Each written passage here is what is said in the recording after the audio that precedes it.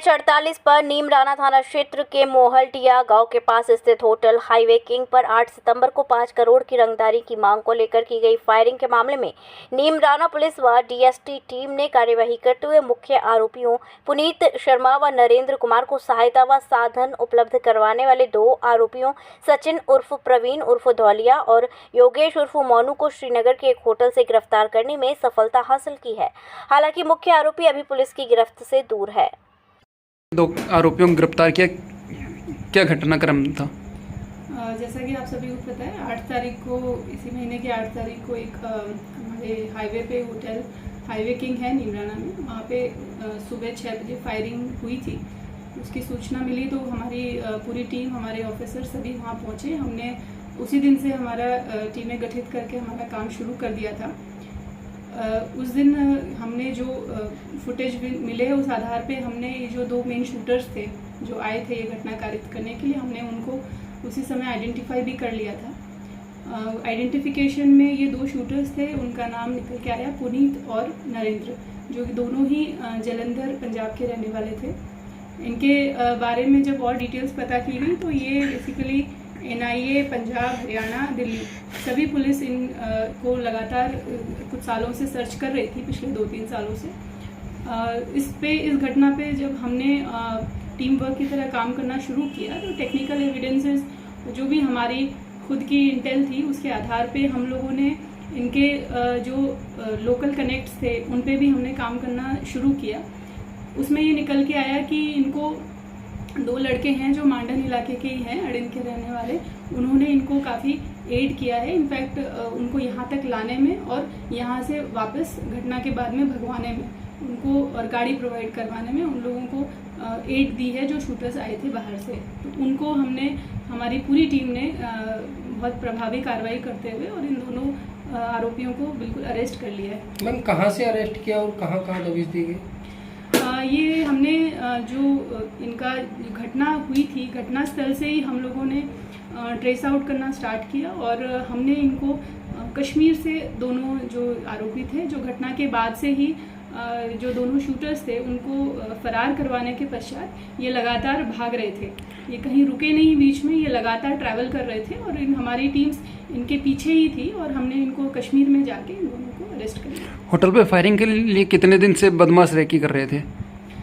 ये अभी हम इनसे इंटरोगेशन कर रहे हैं डिटेल, बट ये बेसिकली ये है कि कुछ 15-20 दिन पहले से इनकी प्लानिंग प्लॉटिंग शुरू हो गई थी। बट फिर भी हम अभी, क्योंकि हमने इनका PC रिमांड लिया है 9 दिनों का, तो अभी हम इनके बारे में और किस तरीके से प्लानिंग की गई, कहाँ कहाँ प्लानिंग हुई, गाड़ी कहाँ से आई, हथियार कहाँ से आए, ये सब जो भी डिटेल्स हैं केस से रिलेटेड, उसके बारे में हम इन्वेस्टिगेशन और कर। तो जो फायरिंग और रंगदारी की घटना है, ये गैंग के सरगना खुद करवाई है अन्य माध्यम में कोई?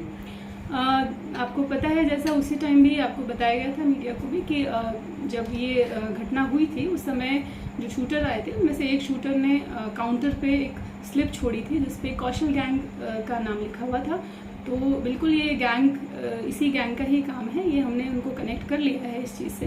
तो आगे जो भी इसमें और आरोपी होंगे उनको हम बिल्कुल इस मामले में जल्द ही अरेस्ट करके लेके आएंगे। तो क्या गैंग क्षेत्र में अपने पैर पसारने के लिए कार्य कर रही है, किस तरह से? ये अपने यहाँ पे इस गैंग का पहले कोई ऐसा बैक ट्रैक नहीं है और ये जो घटना हुई है इस पे भी, क्योंकि पुलिस बिल्कुल अलर्ट है, जब से ये घटना हुई है तब से पूरी डिस्ट्रिक्ट में, इनफैक्ट कोटपुतली, बहरोड, नीमराना, पूरे हाईवे पे चप्पे चप्पे पे पुलिस तैनात है। टोल पे हम लोगों ने पूरा माकूल जाब्ता लगा रखा है और 24 घंटे हमारा जाब्ता पारियों में काम कर रहा है और बिल्कुल सुरक्षा व्यवस्था बिल्कुल यहाँ की चाक चौबंद है। मैम, पहले भी जो गैंग का सरगना है उसको फर्जी पासपोर्ट बना था अड़िंद के गाँव के लड़के के नाम से, और अब भी वहीं के गाँव के सामने आए हैं। हमने जब इस गैंग के बारे में जब हमने काम करना शुरू किया, क्योंकि ये गैंग पहले यहाँ पे इतनी एक्टिव नहीं थी, तो जब हमने इसके बारे में काम करना शुरू किया तब ये चीज़ हमारे सामने आई थी निकल के कि पहले भी एक अड़िन गांव के ही एक विनय नाम के आदमी ने इसका फर्जी पासपोर्ट बनवाया था। उस मामले में क्या मुकदमा भी दर्ज हुआ और दोनों अरेस्ट भी हुए थे।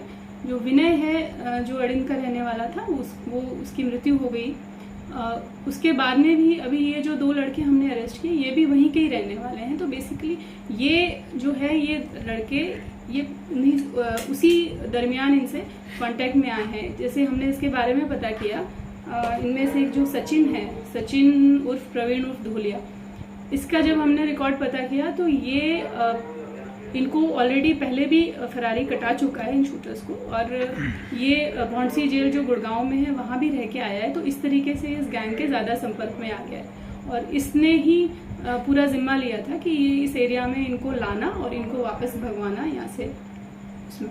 तो क्या लोकल बदमाशों ने रेकी को पूरा अंजाम दिया, ऊपर तक ये बातें पहुंचाई? हाँ बिल्कुल, हम जैसा मैंने आपको पहले बताया है कि हम इसमें लोकल लेवल पे जो भी इन्वॉल्व हैं लोग, उनसे लेकर और दूसरे स्टेट में जो भी बैठे हैं मेन शूटर्स हैं या इनके और भी कनेक्ट्स हैं, क्योंकि हम ये चाहते हैं कि ये गैंग जो है अब इसका बिल्कुल जड़ से हम इसको ख़त्म करना चाहते हैं। तो इनके जो भी लोकल कनेक्ट्स हैं उन पे भी हम काम कर रहे हैं माइन्यूटली। जो भी एक भी व्यक्ति जो इनको किसी भी तरीके से शेल्टर दिया है, भगाने में मदद की है या और किसी तरीके से हेल्प की है, तो उनको बिल्कुल हम इस मामले में धीरे धीरे अरेस्ट कर लेंगे। कृपया हमारे YouTube चैनल को लाइक व सब्सक्राइब करें। बेल आइकॉन दबाएं। ताज़ा खबरों के लिए हमसे जुड़े रहें।